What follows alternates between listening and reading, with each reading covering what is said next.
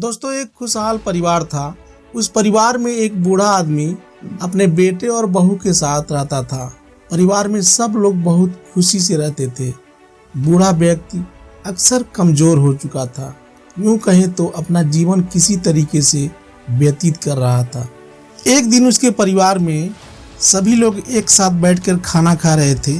उन्हीं लोगों के साथ बैठकर वह बूढ़ा व्यक्ति भी खाना खा रहा था। जब वह बूढ़ा व्यक्ति खाना खा रहा था तब उसके हाथ कांप रहे थे और उसका खाना कभी उसके कमीज पर गिर जाता था तो कभी उसके अगल बगल।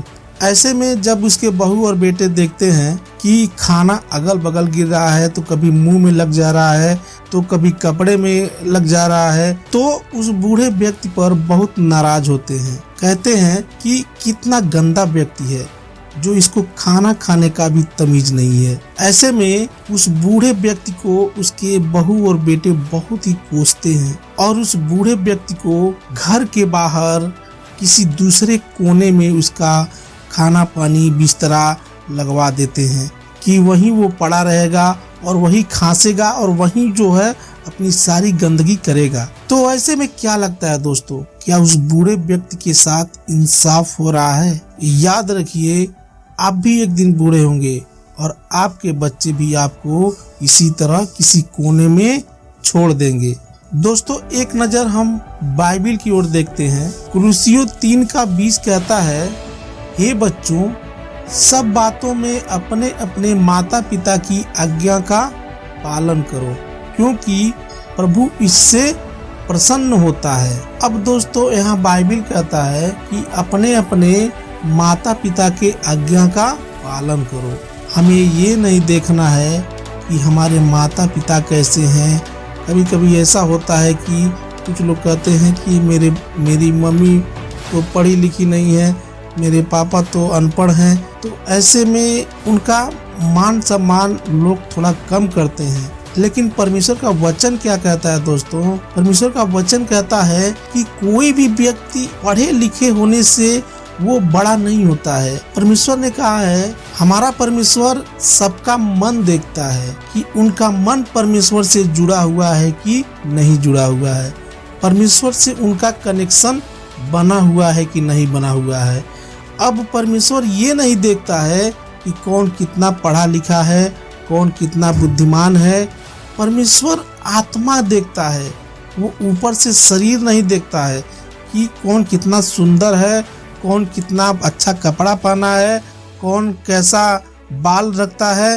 परमेश्वर सबके अंदर की मन को देखता है कि उसका मन कैसा है। अब दोस्तों, कभी कभी ऐसा भी होता है कि जो विश्वासी अक्सर होते हैं, उनके माता पिता ऐसे भी होते हैं कि वो परमेश्वर पर विश्वास नहीं करते हैं। उनके बच्चे तो विश्वास करते हैं, लेकिन माँ बाप परमेश्वर को नहीं मानते हैं। वो लोग कहते हैं अपने बच्चों को कि तुमने अपना धर्म परिवर्तन कर लिया है, तुम ईसाई बन गए हो। तो ऐसे में दोस्तों, जब माँ बाप अगर विश्वासी नहीं है, सच्चे परमेश्वर को नहीं जानते हैं और वो कहते हैं कि तुम ऐसे नहीं ऐसे करो, तो उनका हमको कहना नहीं मानना है। हमको सबसे पहले इस कंडीशन में परमेश्वर की सुनना है। इसीलिए बाइबिल कहता है, सबोपदेशक 12:13 में सब कुछ सुना गया, अंत की बात यह है कि परमेश्वर का भय मान और उसकी आज्ञाओं का पालन कर, क्योंकि मनुष्य का संपूर्ण कर्तव्य यही है। तो दोस्तों, परमेश्वर का वचन कहता है, क्योंकि मनुष्य का संपूर्ण कर्तव्य यही है कि परमेश्वर के वचन का पालन कर। चाहे हमारे माता पिता कितने भी अच्छे क्यों ना हो, कितने भी पूजा पाठ क्यों ना करते हो और कितने भी अच्छा कर्म क्यों ना करते हो, लेकिन परमेश्वर से बड़े नहीं हो सकते। आखिर हमारे माता पिता को भी तो परमेश्वर ने ही बनाया है, तो परमेश्वर से बड़ा कैसे हो सकते हैं? ऐसी विचारधारा बहुत से लोगों के मन में होती है। उसी तरीके से मान लीजिए आप एक सच्चे मसीही हैं, आप सच्चे मन से यीशु मसीह पर विश्वास करते हैं और परमेश्वर की आज्ञाओं का पालन करते हैं, तो कभी कभी आपके मन में भी ऐसा सवाल उठता होगा, अगर मैं एक मसीही हूँ तो क्या मेरा बेटा भी मसीही हो सकता है? तो उसका उत्तर है दोस्तों, नहीं।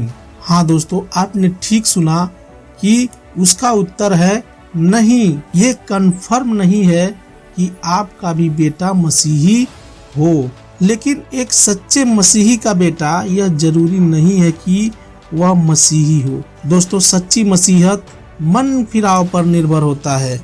अगर आप यीशु मसीह को अपना जीवन समर्पित कर चुके हैं और यह मान चुके हैं कि यीशु मसीह हमारे पापों के लिए मारा गया, गाड़ा गया और तीसरे दिन जी उठा, और अपने पापों से अगर आपने मन फिरा लिया है और आपने ये सोच लिया है कि आज के बाद मुझे संसार के अनुसार नहीं बल्कि बाइबिल के अनुसार चलना है, परमेश्वर के वचन के अनुसार चलना है, तो आप एक सच्चे मसीही बन जाते हैं।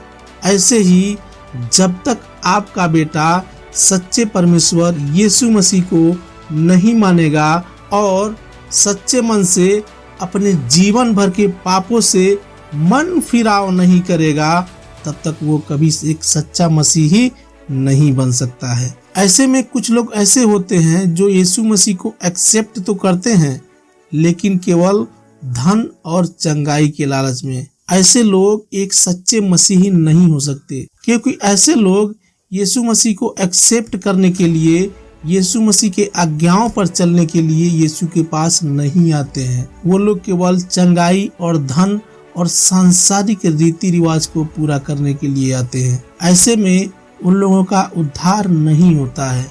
ऐसे में दोस्तों, अगर आपका बेटा है और आप सोच रहे हैं उसको मसीही बनाना, तो मेरी राय ये है कि उसको बाइबिल में आगे बढ़ाइए, बाइबिल का अच्छा ज्ञान दीजिए, ताकि वो अंदर से मन फिराव कर सके, अपने सांसारिक रीति रिवाज से दूर भाग सके और परमेश्वर की रोशनी उसके अंदर आए, परमेश्वर का वचन उसके अंदर आए।